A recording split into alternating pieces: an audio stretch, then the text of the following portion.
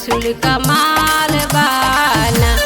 हमरे दुर्गा मैया के अखिया लाले लाल बा, हाथ में त्रिशूल कमाल बाना।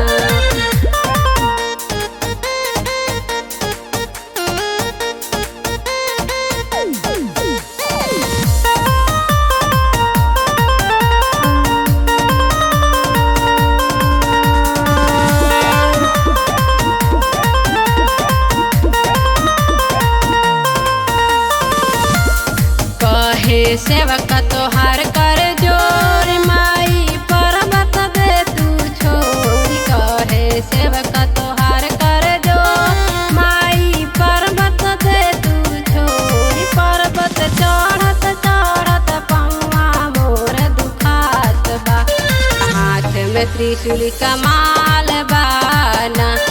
हमरे दुर्गा मैया के अखिया लाले लाल बा, त्रिशूल कमाल बाना।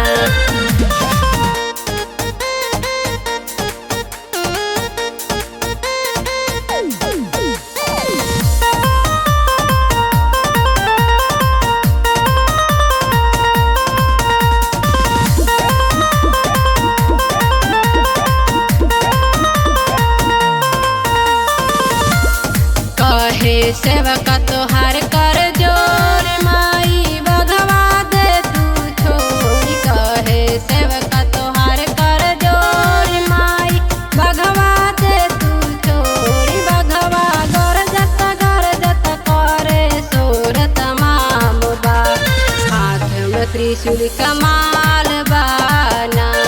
हमरे दुर्गा मैया के अखिया लाले लाल बा, हाथ में त्रिशूल कमाल बाना।